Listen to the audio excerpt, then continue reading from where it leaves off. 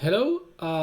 Today I would like to talk to you a little bit about keyboard shortcuts in Emacs.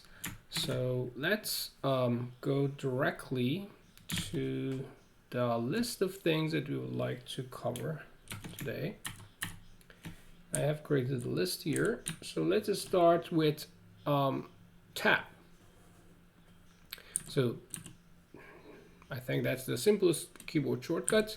Tab, what it does is it folds and unfolds a list. For instance, if you have a list like this, if you have a heading like this, if you press tab when you are on it, when the cursor is on that heading, then the whole thing will be unfolded, folded basically. And if you want to unfold it, then just press tab again. If you have kind of like a list of things or heading that has subheadings, etc., you could just press shift tab, and that's kind of like opens the whole document, unfolds everything. So that is what tab does. It also works when you are on a numbered list. So for instance, if I have a list of items, item 1, item 2, etc., then if you press tab, it also folds and unfolds tab. It also works if you are working on an environment. For instance, if I have an environment like abstract, so begin abstract, and then let's say end abstract, and then if I have some text here, if I go here at the top of that, on the basically the first line of that environment, and press tab, the whole environment will be folded. So it's actually very good, a very good feature in Emacs, and especially in org mode, that helps you to easily change the view of your document and see its structure more clearly. So I think that's what we had for tab.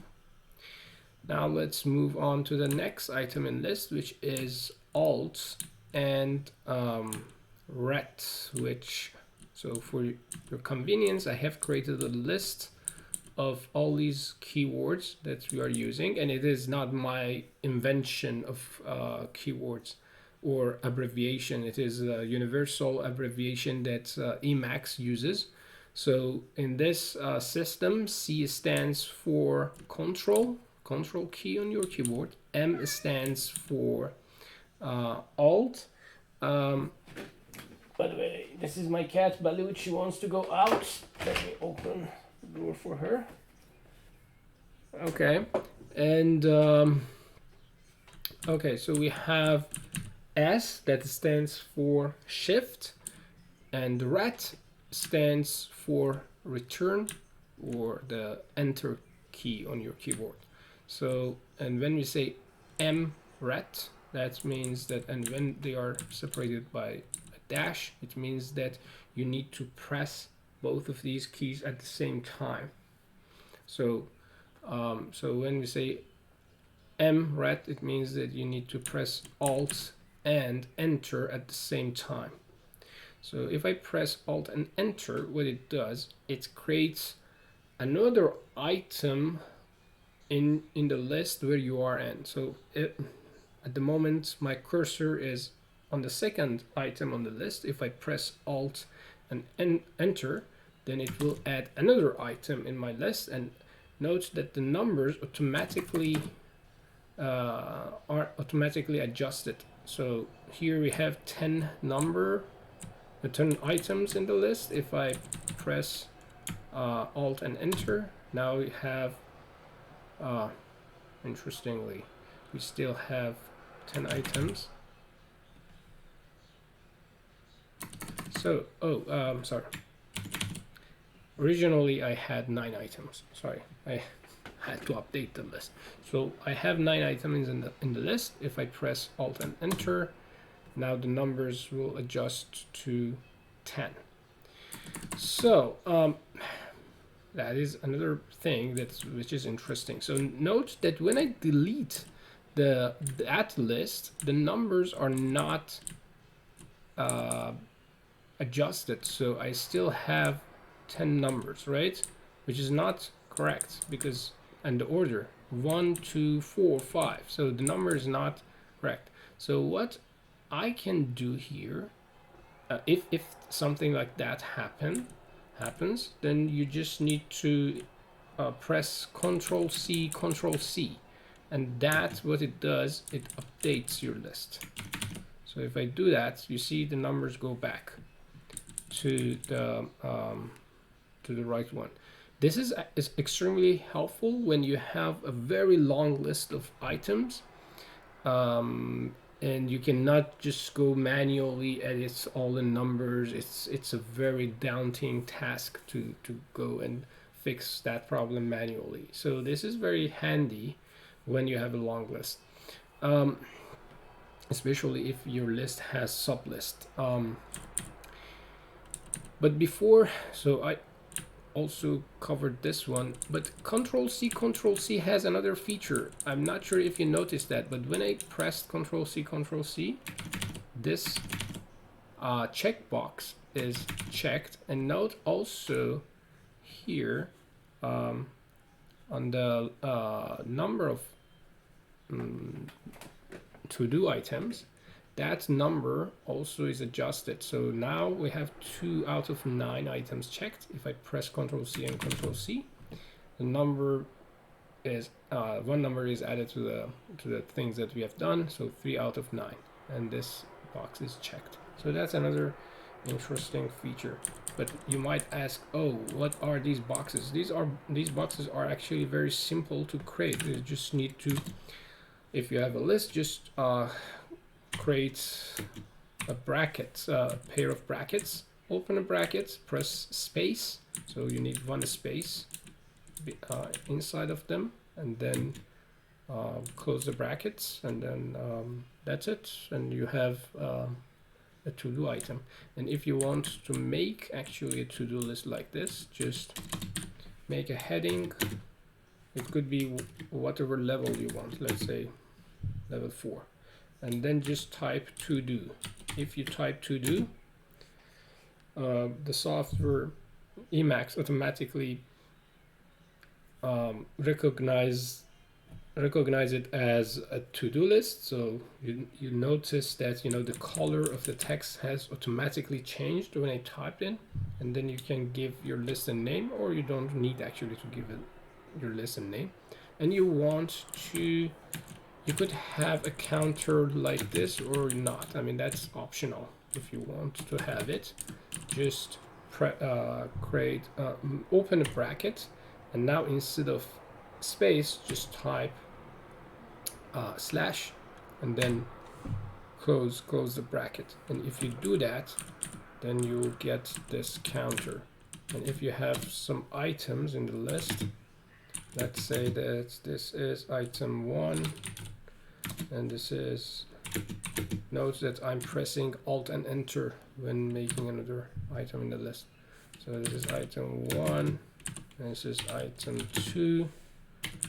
So far so good, right? And if I just press Control C, Control C to check one of the boxes, it automatically calculates the number of items for you and count them in your list. So that's I mean, that was off topic. I mean, here we are talking about keyboard shortcuts, not to-do list. You can find many tutorials on how to create a to-do list in Org Mode, so I don't want to explain this further here and waste your time. So the next, so far we have explained this. One thing that I think I forgot to mention is that this Alt and Enter that we used here to add, items, that also works if you are working on a heading. For instance, if I'm here and press Alt Enter, that will create another heading of the same level for me. So note that here, when I press Alt Enter, I have these double stars, and then I could just have another heading, subheading. And if I'm on a heading that has a different level, subheading, and then if I press Alt Enter, that will create a level 3 heading for me if I press Alt and Enter. So I hope that is clear what I'm talking about. So can now move on to the next item on the list. So the numbers are all messed up. Let me just fix the numbers by just pressing again Control C, Control C, again to check this box. The next item on the list is Alt and Arrow. This probably should be on the top of the list in terms of the importance and usefulness. Alt and arrow keys. Arrow keys could be up, down, left, and right keys on your keyboard. So if you press Alt and up, then, and if you are on a itemized, numberized, how do you say it, on a list, numberized or not numberized, a numbered list.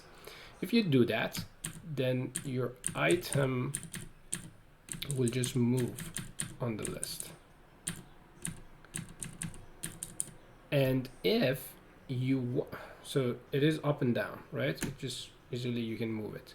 But if you press left and right, you could also change the level of the item. For instance, here I can move it to the right or left to make it kind of like sub item.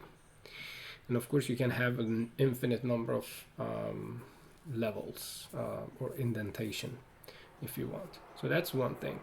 I think what one thing that I have not covered here is, let me add another thing to the list, and that is Shift and Arrow. I will talk about that later. So that is what we have about Alt and Arrow. Note that the same thing works when you are on a heading. So if you are on a heading and if you press Alt and left and right, it changes the level. And if I press up and down, it will change also the order of headings. Note that if I press, if I'm here and press Alt and up, nothing happens. The reason is that a heading level 2 or the second level heading cannot go above its parent heading, which is this one. So that's why you cannot move this beyond that level. But if I make it kind of like heading 1, and now if I press Alt and up, it will move my heading above what I had before. And note that now also the subheading below it is moving up with it. Okay, but so that was about Alt and arrows. But if you want to change the order of a heading, and if that heading has children basically, or subheadings, then Alt does this. You know, if you note, if I do this, Alt changes that level, but it does not change the subheading, which may not be the plausible outcome of this action. Maybe if we want to change the level of a heading, let's say, let me give you a more concrete example. So let's say that this is, you have an introduction section, okay, in your manuscript, and then maybe this is a theoretical background, which is a kind of like a subheading to your main subsection to your actual section. So, and for some reason, let's say that your introduction is going to be, I don't really know. Let me give you another actual example. So let's say that you have introduction, and then you have another subsection. So that's your section. A subsection is called background, okay? And then under background you have a theoretical background, and then you have a contextual background. I mean, I'm just making things up, okay? And if I do this, if I want to, for some reason, change the level of these headings and make background to be a subsection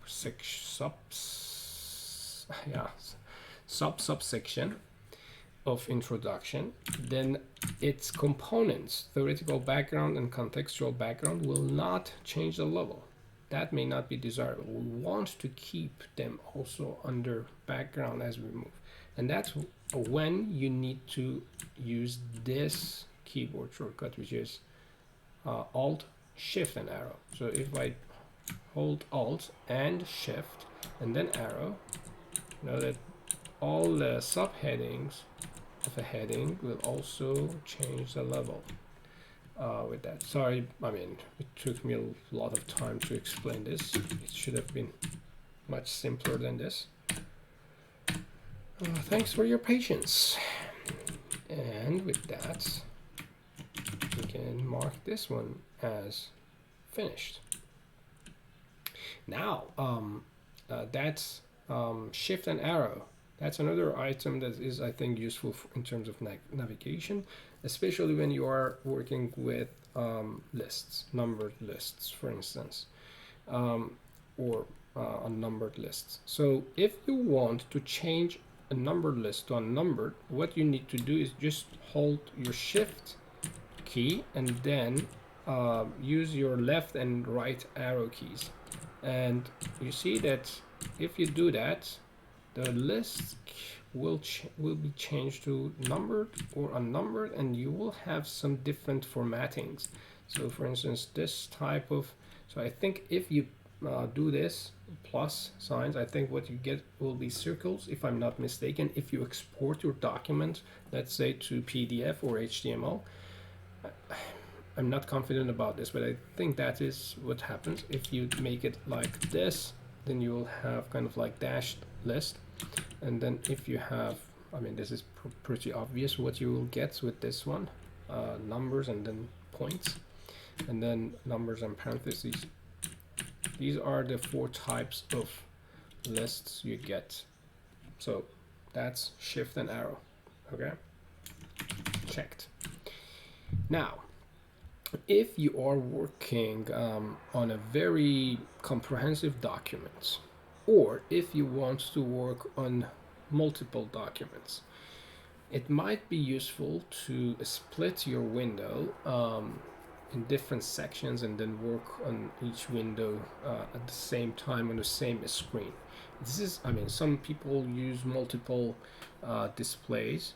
That may not be actually a problem for them because they can have one window on one display, another one on a different one.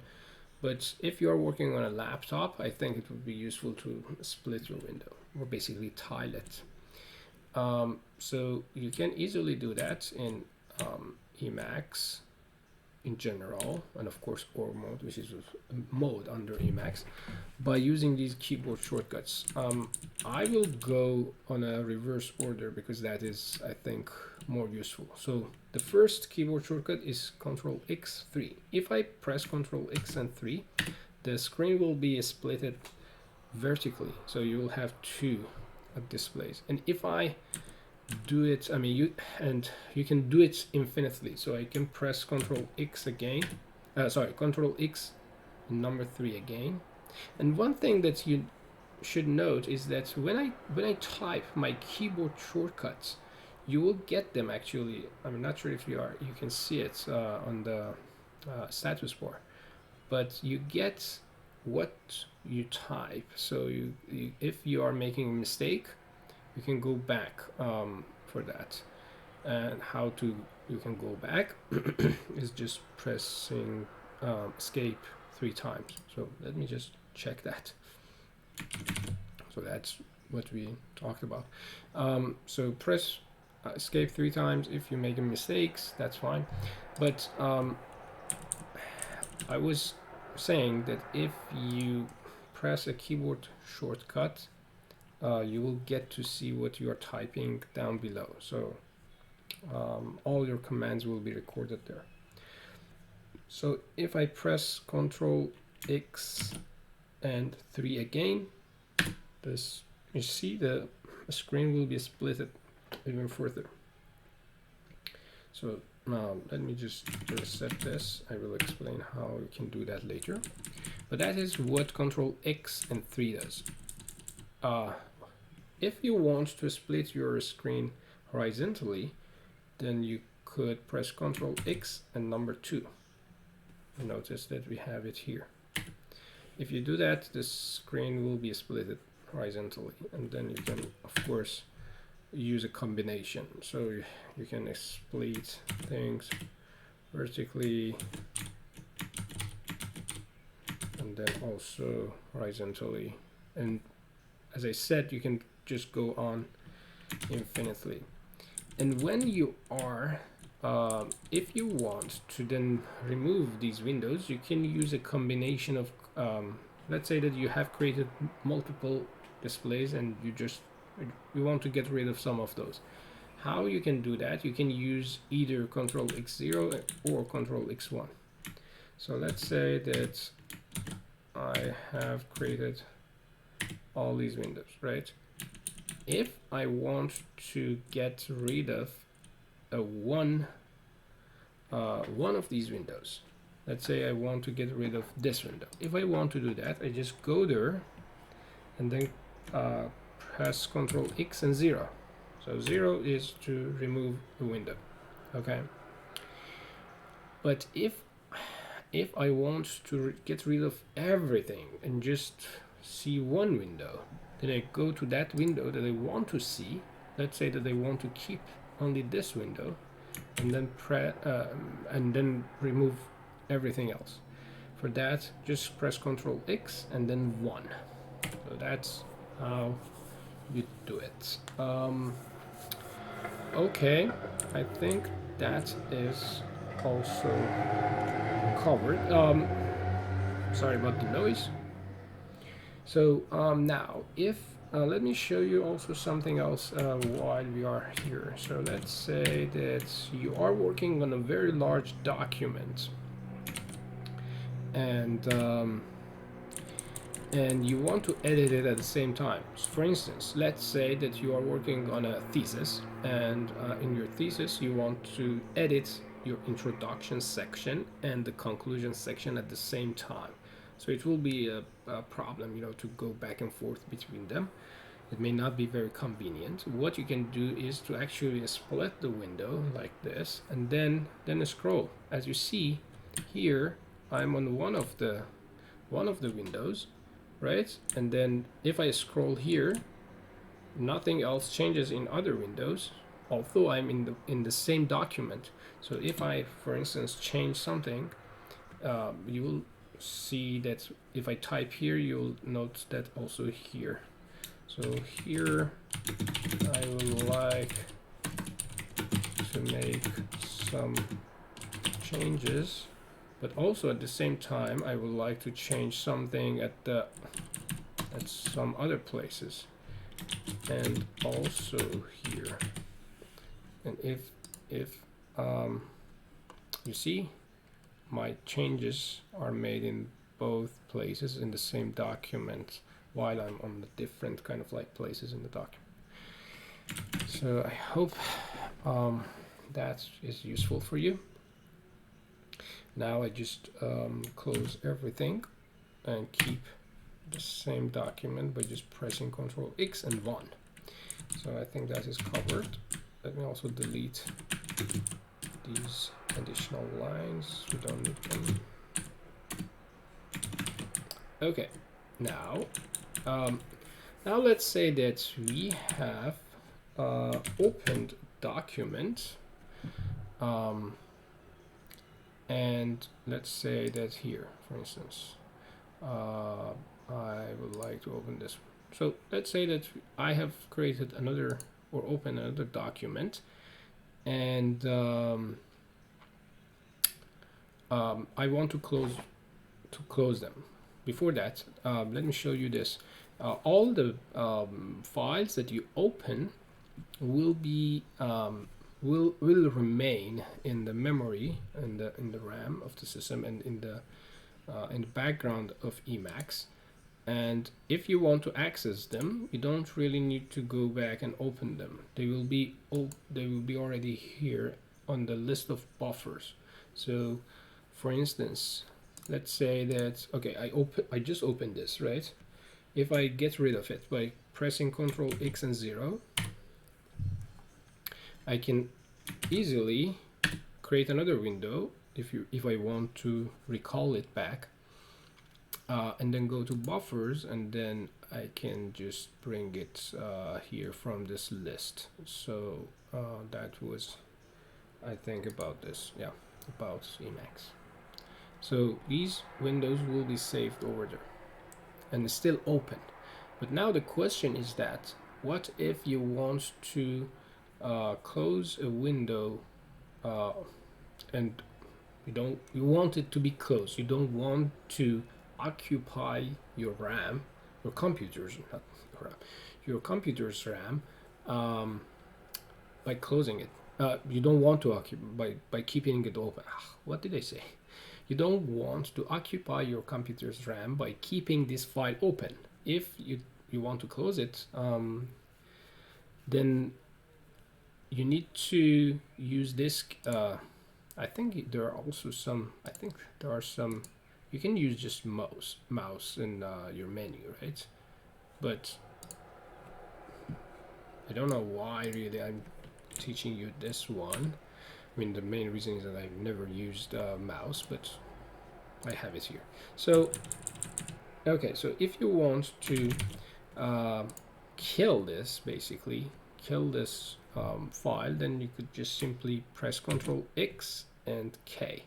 That will kill the buffer or that file. And if you do that, note that the software is warning you that, hey, this buffer or file is going to be killed or closed. Do you really want to do that? If you really want to do that, just press enter and the file will be closed. But if you don't, if that is just a mistake, just use escape 3 times. Press escape 3 times. And if you do that, the what is this? The command will go away. So let me kill this now, really. This time, seriously, I'm going to kill you, Emacs. And that's killed. Okay. And that was it. And we talked about escape. Now, the final thing is probably one of the most confusing things in Emacs. At least it was for me. When I started to learn Emacs, it was very confusing for me to copy and paste. So in probably all other computer tools, operating systems, software, the typical shortcut, keyboard shortcut for copying and pasting is Ctrl+C, Ctrl+V. And if you want to cut something, the shortcut is Ctrl+X and Ctrl+V, right?